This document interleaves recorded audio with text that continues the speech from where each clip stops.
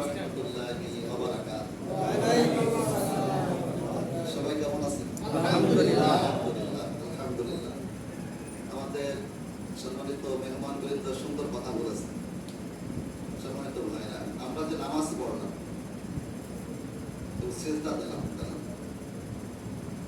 এই সিজদা দেওয়ার মাধ্যমে আমরা আল্লাহর কাছাকাছি চলে গেলাম।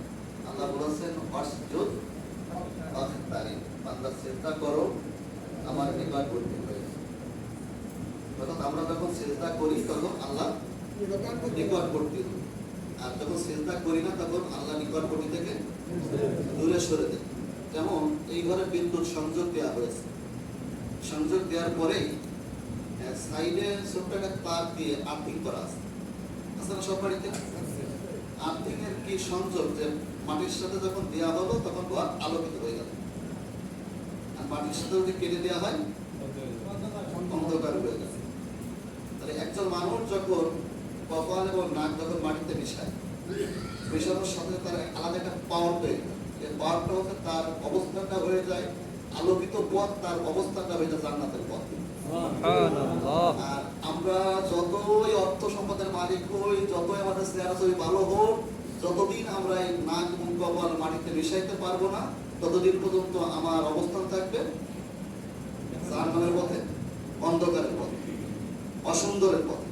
যে সুন্দর যদি করতে হয় তাহলে ওই বিদ্যুতের সংযোগের ওই আর্থিং এর তার থেকে শিক্ষা নিতে হবে, যে ওই মাটির সাথে সংযোগ করে যখন ঘর আলোকিত হয়ে গেল, আমাদের জীবনকে আলোকিত করতে গেলে দুনিয়ার শত ব্যস্ততার মাঝেও আমাকে, আপনাকে, সবাইকে আল্লাহর ঘর সিজদা করার জন্য নাক এবং কপাল কি করতে হবে?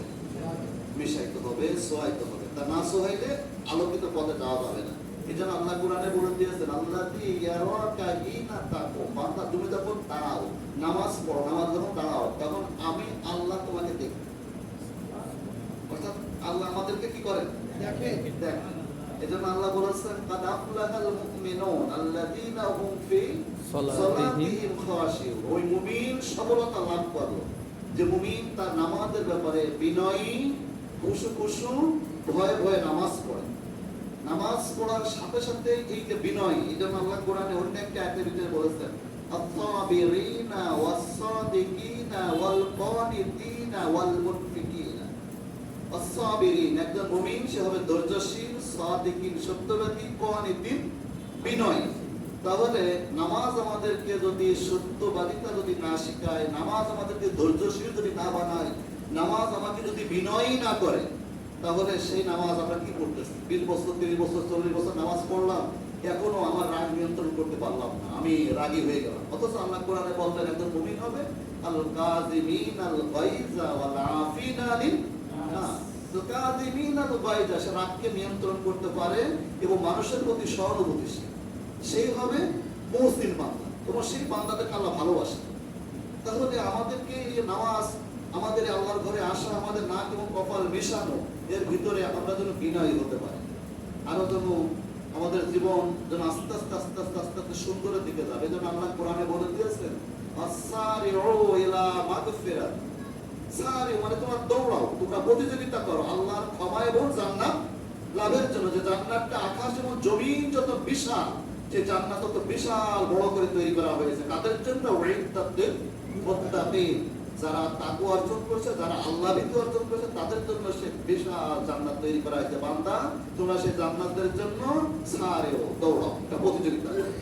আমাদের সবার সেই জান্নাতমুখী কাজের প্রতিযোগিতা করতে হবে। এই জন্য আমাদের আশেপাশে যারা নামাজ পড়ে না, আমাদের প্রধান দায়িত্ব কর্তব্য তাদেরকে নামাজ পড়ানো, নামাজ পড়ানোর জন্য আদেশ করা, চিন্তা করা, মসজিদের মুখে নিয়ে আসা, এবং আমরা যারা পড়ি তারা যেন আরো আন্তরিকতা দিয়ে, আরো ভালোবাসা দিয়ে, এবং মানে আমরা যেন নামাজ পড়ে একটা মজা পাই। সোজাসুজি বাংলা কথা যেটা হচ্ছে, আল্লাহ কোরআনে বলেছেন, আল্লাহ বিযিকরিল্লাহি তাতমাইন্নুল কুলুব, আল্লাহ স্মরণ, আল্লাহ জিকির মানে আল্লাহ নামাজ পড়ে তোমার কলবটা যেন মুতমাইন হয়, তুমি যেন পরিতৃপ্তি পাও, তুমি যেন মজা পাও।